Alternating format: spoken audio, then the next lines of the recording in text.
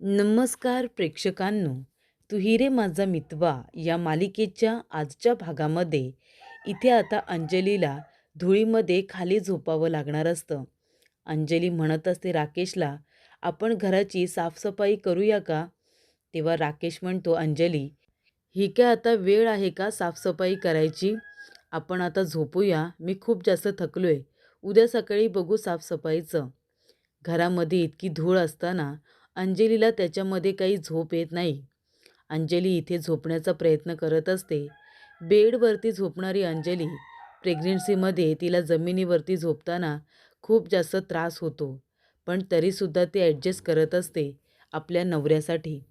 पण ती आता झोपल्यानंतर त्या धुळीचा तिला इतका त्रास होतो की तिला झोपच येत नाही. ती उठून उभी राहते आणि सरळ आता बाहेर जाते मोकळ्या हवेमध्ये. तेव्हा इथे राकेशला तिला इतका त्रास होतो हे बघून दुःख होत नाही, उलट त्याला आनंद झालेला असतो. राकेश म्हणत असतो, ही माझी बावळट बायको आता इथे येऊन राहणार म्हणजे खर्चासाठी पैसे हवेत, पण आता पैसे कुठून आणणार आहे मी? तेव्हा राकेश म्हणतो, जुने आता काही कॉन्टॅक्ट्स आहेत ना, ते वापरावे लागतील, तेव्हाच माझ्याकडे पैसे येऊ शकतात. तेव्हा इथे अंजली बाहेर आलेली असते. वॉचमन काका येतात आणि म्हणतात, अंजलीताई काय झालं? अजून झोपला नाहीत तुम्ही? तेव्हा अंजली म्हणते, नाही ना काका, रूमची साफसफाई केली नाही आहे ना अजून. धूळ आहे खूप, त्याच्यामुळे मला धुळीचा त्रास होतो आहे. झोप येत नाही आहे मला आणि मच्छरसुद्धा आहेत ना, मच्छरसुद्धा चावत आहेत. त्यामुळे मी थोडा वेळ मोकळ्या हवेत आले. वॉचमन काका म्हणतात, हे घ्या, हे ओडोमॉस घ्या, ते जरा हातापायाला लावा म्हणजे मच्छर चावणार नाही. तेव्हा इथे अर्णवने आपल्या बहिणीची एकदम छोट्यात छोटी आणि मोठ्यात मोठी गरज भागवण्याचा प्रयत्न केलेला असतो. तिला इथे ओडोमॉससुद्धा द्यायला सांगितलेलं असतं, जेणेकरून तिला मच्छर चावू नये. यासाठी प्रेक्षकांनो, अर्णवने आता अगदी व्यवस्थित आपल्या बहिणीची काळजी घेतलेली असते, हे आपल्याला बघायला मिळतं. तर इथे अर्णव अजून बेडवरून उठलेला सुद्धा नसतो. तेव्हा ईश्वरी येते, बघते तर अर्णव अजून बेडवरतीच बसलेला असतो. ईश्वरी म्हणते, सर, अहो काय आहे, अजून तुम्ही तयार झाला नाहीत? तुम्हाला ऑफिसला जायचं नाही आहे का? तेव्हा अर्णव म्हणतो, नाही, मी आज ऑफिसला जाणार नाही आहे, मी घरूनच काम करणार आहे. तेव्हा ईश्वरी म्हणते, सर, मला माहिती आहे अंजलीताई घरामध्ये नाही आहेत, तुम्हाला त्या गोष्टीचं वाईट वाटतंय, ते साहजिकच आहे. पण म्हणून तुम्ही तुमच्या रोजच्या कामांना महत्त्व देणार नाही, हे योग्य नाही आहे ना सर. उठा तुम्ही, तुम्ही नेहमीप्रमाणे जिमला जा, व्यायाम करा आणि नंतर ऑफिसलासुद्धा जा. जे काही घडलं आहे ते बरोबर नाही आहे, त्याचं वाईट मलाही वाटतं आहे. म्हणून आपली दिवसभराची कामं आपण थांबवून ठेवायची का? हे चुकीचं आहे सर. तेव्हा उठा बरं, चला आता व्यायाम करा. तेव्हा अर्णव म्हणतो, एक एक मिनिट, मला काही करण्यामध्ये इंटरेस्ट नाही आहे, कळलं ना? तू उगाच माझ्या डोक्यावरती बसू नकोस हां, मी आत्ताच सांगतोय तुला.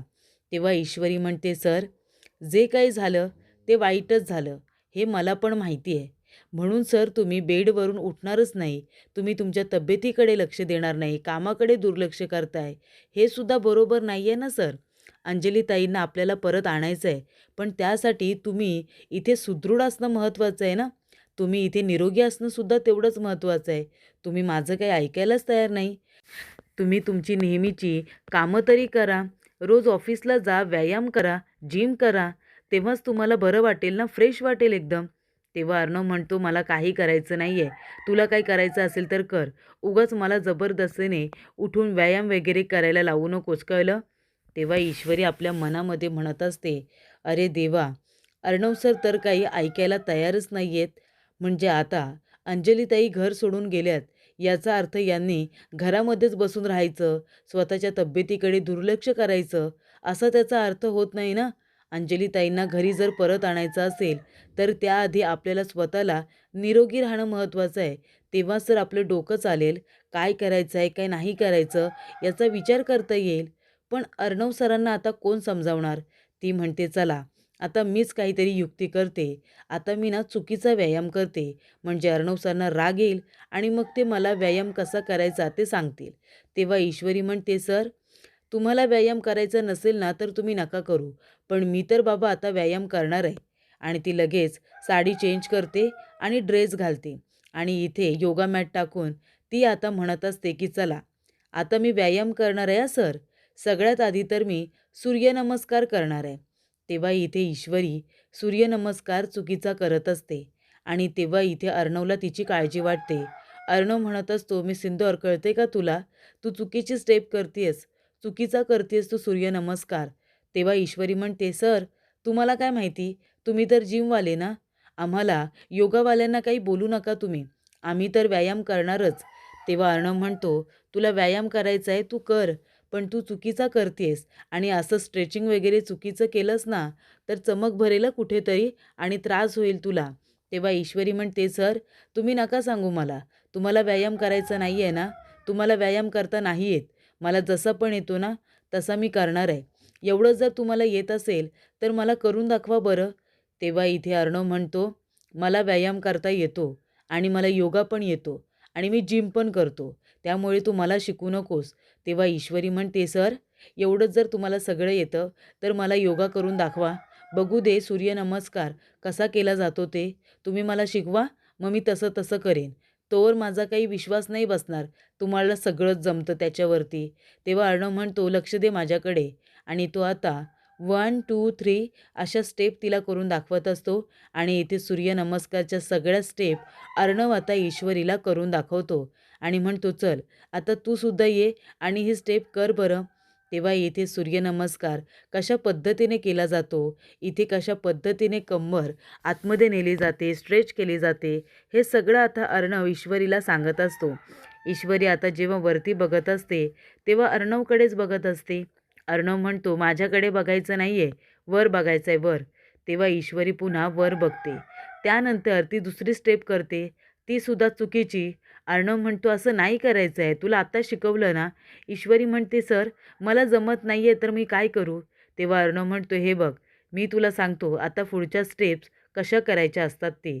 तेव्हा अर्णव ईश्वरीला आता पुढची स्टेपसुद्धा सांगतो, कशा पद्धतीने करायच्या असतात.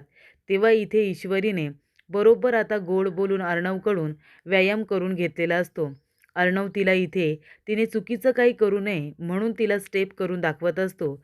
पण ते सगळं करत असताना तो इथे विसरलेला असतो, की ईश्वरीने त्याच्याकडून आता व्यायाम करून घेतलेला असतो आणि नंतरला तो ईश्वरीला सांगत असतो आणि ईश्वरी तसा तसा व्यायाम करत असते. तर इथे राकेशने ठरवलेलं असतं, की आता मला पैसे हवे आहेत. त्यामुळे मला माझे जुने कॉन्टॅक्ट्स हे वापरावे लागतील आणि म्हणूनच राकेश पैसे घेण्यासाठी एका मुलीच्या घरी आलेला असतो. डोरबेल वाजवतो आणि त्यानंतर तो आपल्या मनामध्ये म्हणत असतो, की त्यावेळेला इथे आता रुचिताकडे खूप पैसे होते. आता तर तिच्या सावत्र मरायच्या आधी सगळी प्रॉपर्टी तिच्या नावावरती केलेली आहे. म्हणजे आता रुचिताकडे पैसाच पैसा असेल. तेव्हा आपण हिचीच मदत घेऊया आणि हिच्याकडूनच पैसे काढूया, असं आता राकेशने ठरवलेलं असतं. तेव्हा रुचिता दरवाजा उघडते, बघते तर तिथे राकेश आलेला असतो.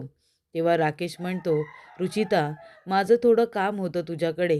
तुझी काही हरकत नसेल तर तू माझ्याबरोबर 5 मिनटं बोलू शकतेस का?" तेव्हा रुचिता म्हणते, की "ठीक आहे, आतमध्ये ये." तर इथे दरवाजा उघडून तिने राकेशला आतमध्ये बोलावलेलं असतं. पण इथे रुचिता फुल्ली ॲटिट्यूडमध्ये असते आणि ती राकेशला घरामध्ये बोलावते. तेव्हा राकेश म्हणतो, "आपण बसून बोलूया का प्लीज?" तेव्हा रुचिता म्हणते, "ठीक आहे." तेवढ्यातच इथे अंजलीला जाग आलेली असते. अंजली बसूनच इथे आता तिने डोळे बंद केलेले असतात आणि तिला पटकन डोळा लागलेला असतो. तेव्हा डोळा लागल्यानंतर ती आता जागी होते. बघते तर काय, रूममध्ये राकेश नाही आहे. तेव्हा अंजली म्हणते, "राकेश, कुठे गेले राजेश? राजेश कुठे आहात तुम्ही?" आणि ती आता हाका मारत मारत आपला मोबाईल घेते आणि बाहेर येते. वॉचमन काका म्हणतात, "अंजलीताई, काय झालं? तुम्ही राजेशला का आवाज देताय?" तेव्हा अंजली म्हणते, "वॉचमन काका बघा ना, अहो इथे राजेश रूममध्येच नाही आहेत. ते कुठे गेले मला न सांगता. खरंच मला काहीच कळत नाही आहे. रात्रभर एकतर मला झोप आली नाही आहे आणि त्याच्यामध्ये राजेश कुठे गेलेत मला न सांगता मला खरंच काही कळत नाही आहे." तेव्हा वॉचमन काका म्हणतात, "तुम्ही नका काळजी करू. तुम्ही फोन करून बघा ना." तेव्हा अंजली म्हणते, "अहो मगापासून फोन करते. मगाशी रिंग तरी वाजत होती. आता तर रिंगसुद्धा वाजत नाही आहे." तेव्हा इथे अंजली खूप जास्त टेन्शनमध्ये आलेली असते. रुचिता आणि राकेश दोघेजण आता बसून बोलणार असतात. तेव्हा राकेश म्हणत असतो, की "हे बघ रुचिता, मला पैशांची गरज आहे म्हणून मी तुझ्याकडे आलोय. हे बघ, तेव्हा माझ्याकडे पैसा होता, तुला पैशांची गरज होती, तेव्हा मी तुला मदत केली होती. आणि आता तुझ्याकडे खूप सारे पैसे आहेत आणि मला पैशांची गरज आहे, तेव्हा तू माझी मदत करावीस अशी माझी इच्छा आहे. प्लीज तू मला पैसे दे, मला पैशांची खूप गरज आहे. तेव्हा इथे रुचिता आता विचार करते आणि म्हणते, ठीक आहे, मी तुला पैसे द्यायला तयार आहे, पण माझी एक अट आहे, कळलं तुला? तेव्हा इथे रुचिता उठून उभी राहते आणि ती राकेशला म्हणते की माझी एक अट आहे. राकेश म्हणतो, काय अट आहे तुझी? तेव्हा ती इथे राकेशला धक्का देते, त्याला खुर्चीवरती पाडते, त्याची कॉलर पकडते आणि त्याला म्हणत असते की एक गोष्ट लक्षात ठेव, मी तुला पैसे देईन पण माझी एक अट आहे. आणि ती अट म्हणजे अशी आहे की मी तुला बस म्हटले की बसायचं आणि तुला उठ म्हटले की उठायचं, कळलं तुला? तुला जर माझी ही अट मान्य असेल तरच मी तुला पैसे द्यायला तयार आहे. राकेश म्हणतो, ठीक आहे, काहीच हरकत नाही. तू मला बस म्हटली की मी बसेन, तू मला उठ म्हणालीस की मी उठेन, मला काहीच प्रॉब्लेम नाही आहे, मला फक्त पैसे हवेत. तेव्हा इथे रुचिता म्हणते, ठीक आहे, मी जाऊन आता पैसे घेऊन येते. तेव्हा इथे रुचिता जाते त्याच्यासाठी पैसे आणायला. इतका ती त्याचा अपमान करते ना, म्हणजे कदाचित इथे राकेशने सुद्धा तिला तेव्हा हर्ट केलंच असेल. तेव्हा ती इथे आता फुल्ली ॲटिट्यूड राकेशला देत असते आणि त्याची कॉलर वगैरे पकडते. पण इथे राकेशला कसलीही लाज नसते. स्वतःचा इथे स्वाभिमान, सेल्फ रिस्पेक्ट काहीही नसतं. त्यानंतर वॉचमन काकांनी अर्णवला आता फोन केलेला असतो. पण त्याच्या आधी अर्णव इथे फ्रेश वगैरे झालेला असतो आणि ईश्वरीला म्हणत असतो की मुद्दाम केलंस ना तू हे सगळं? तेव्हा ईश्वरी म्हणते, काय सर? तेव्हा तू मुद्दामूनच सूर्यनमस्कार चुकीचे काढलेस आणि माझ्याकडून तू योगा करून घेतलास, बरोबर ना? तुला व्यायाम करून घ्यायचा होता म्हणून तू चुकीचा व्यायाम केलास. नंतर मी बघितलं ना, नंतर बरोबर तू व्यायाम करत होतीस, सूर्यनमस्कार काढत होतीस. मग आधी काय झालं होतं तुला? तेव्हा ईश्वरी म्हणते, सर हे बघा, मी काही का केलं असे ना, तुम्ही व्यायाम केला थोडाफार तरी ते महत्त्वाचं नाही आहे का? आणि सर मला खरोखर व्यायाम करता येत नाही, मी काही नाटक वगैरे करत नव्हते, हे कळलं तुम्हाला? तेव्हा इथे ईश्वरी म्हणते, सर जे काही झालं ते चांगलं घडलेलं नाही आहे, चुकीचंच घडलं आहे. म्हणून इथे आपण आपल्या तब्येतीकडे दुर्लक्ष करायचं, आपल्या इथे नेहमीचं रुटीन बिघडवायचं, त्याला काही अर्थ नाही आहे ना सर. इथे आता आपण आपल्या सगळ्या गोष्टी करूनसुद्धा इथे प्रॉब्लेम सॉल्व्ह करू शकतो. तेच मी तुम्हाला सांगण्याचा प्रयत्न करत होते. तेव्हा इथे वॉचमन काकांचा अर्णवला फोन आलेला असतो. तेव्हा अर्णव म्हणतो, हा काका बोला ना. तेव्हा इथे अंजलीताई रात्रभर झोपलेल्या नाही आहेत, कारण त्यांनी रूमची सफाई केली नव्हती आणि तो राजेशसुद्धा सकाळ सकाळ कुठेतरी त्यांना न सांगता बाहेर गेलाय, त्यामुळे त्या खूप जास्त टेन्शनमध्ये आल्यात. तेव्हा इथे अर्णव म्हणतो, काय? तो राकेश माझ्या बहिणीला एकटीला ठेवून निघून गेलाय? हे बघा वॉचमन काका, तुम्ही एक काम करा, ताईला जरा थोड्या वेळासाठी तुम्ही तुमच्या घरी घेऊन जा, तिला फ्रेश होऊ दे आणि तिला काहीतरी नाश्ता वगैरे द्या. तोपर्यंत आम्ही येतो आणि घर वगैरे साफ करून देतो. वॉचमन काका प्लीज, ताईला कळता कामा नये की तिच्या घराची क्लिनिंग मी आणि ईश्वरीने केलेली आहे. तुम्ही फक्त थोड्या वेळासाठी तिला घरी घेऊन जा, तिला कळू देऊ नका की आम्ही रूमवरती आलोय ते, आणि त्यानंतर तिला काहीतरी खायला द्या. तेव्हा ईश्वरी म्हणते, काय झालं सर? तेव्हा अर्णव म्हणतो, ज्या गोष्टीची भीती होती तेच घडलेलं आहे. तो राजेश ताईला एकटीला ठेवून कुठेतरी निघून गेलाय आणि ताई बिचारी रात्रभर झोपलेली नाही आहे, कारण रूमची सफाई झालेली नाही आहे, तिला मच्छर चावत होते आणि धुळीचा तिला त्रास होतो. तेव्हा इथे राकेश कुठे गेला असेल तिला एकटीला ठेवून, याची त्याला आता काळजी वाटत असते. तर सगळेजण ब्रेकफास्ट करायला बसलेले असतात. तेव्हा इथे आजी म्हणत असते की अंजलीने काही खाल्लं असेल की नाही माहिती नाही. इथे आता सगळेजण टेन्शनमध्ये असतात. वल्लरी एकटीच आता पोटभर खात असते आणि तेव्हा इथे आजींना अंजलीची आठवण आलेली असते. अंजली घरामध्ये नाही आहे, हे सगळं घडलंय आणि बघा ना, इथे आपल्याला आपल्या आकाश आणि नम्रताच्या लग्नाची बोलणीसुद्धा करता येत नाही. तेव्हा इथे वल्लरी म्हणत असते, आई अहो काय बोलताय हे तुम्ही? घरामध्ये काय चाललं आहे? परिस्थिती काय? सिच्युएशन काय आहे? आणि तुम्ही इथे आकाश आणि नम्रताच्या लग्नाबद्दल बोलताय? मी तर तुम्हाला म्हणते की आता लग्नाचा वगैरे विषय तुम्ही काढूच नका. त्या नम्रताच्या घरच्या लोकांना तुम्ही सांगा फोन करून की हे लग्न वगैरे काही होणार नाही आहे म्हणून. तुम्हीच सांगा ना आई, हे सगळं त्या ईश्वरीमुळे झाले, सगळं त्या ईश्वरीमुळे. कारण ती शलाका आहे ना, ती ईश्वरीचीच मैत्रीण होती ना, आणि मग तिचा खून झाला आणि त्याचा सगळा आरोप बिचाऱ्या जावई बापूंवरती आला. आता त्यांची या सगळ्यामध्ये काय बरं चूक आहे? पण नाही, सगळा आरोप मात्र त्यांच्यावरतीच. तेव्हा वल्लरी म्हणत असते, म्हणूनच मला असं वाटतं की त्या ईश्वरीच्या बहिणीला म्हणजे त्या नम्रताला मी माझ्या घरची सून बनवून घेणार नाही आहे.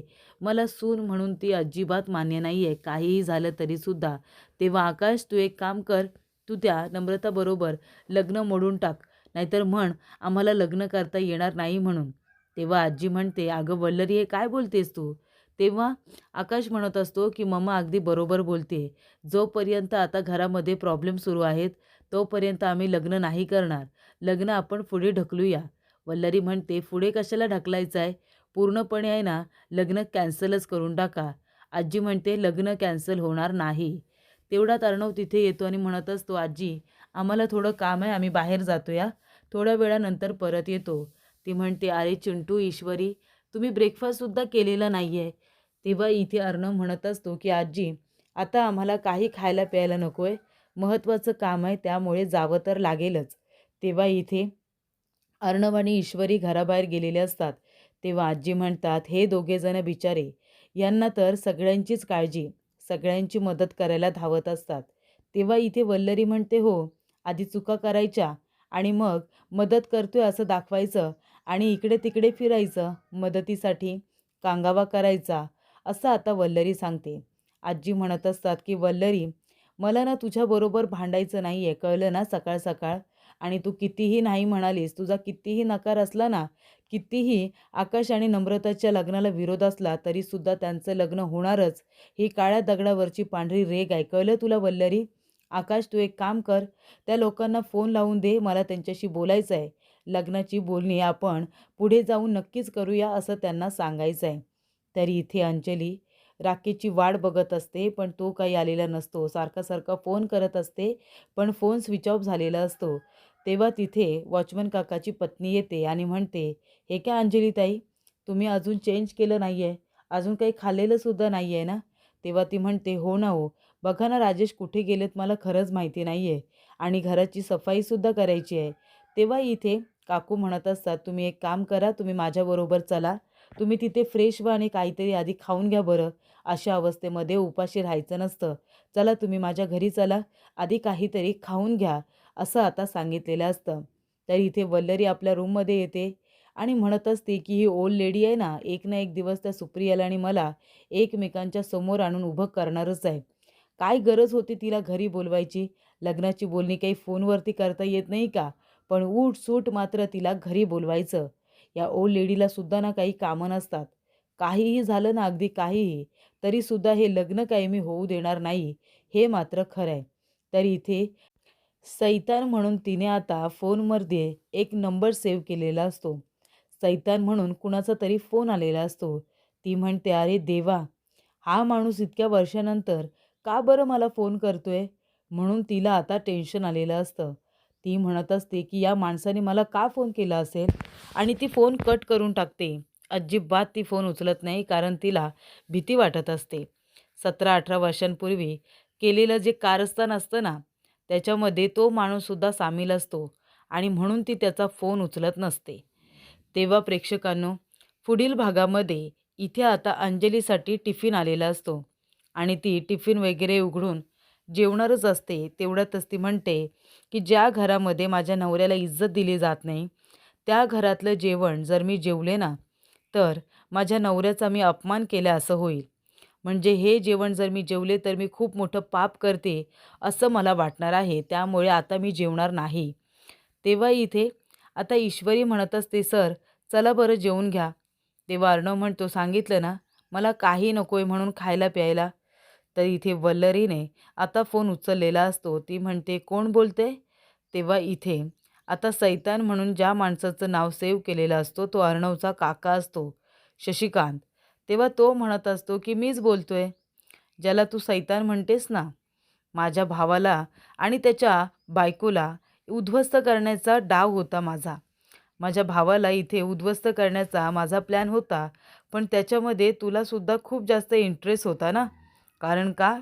तुला इथे पैसा, प्रॉपर्टी हवी होती आणि म्हणून तू त्यांचा संसार कसा उद्ध्वस्त करायचा. रमाकांत, राज शिर्के यांना कशा पद्धतीने उद्ध्वस्त करायचं यासाठी तू सुद्धा माझ्या प्लॅनमध्ये सामील होतीस, हे तू विसरलीस काय, असं आता वल्लरीला शशिकांत म्हणत असतो.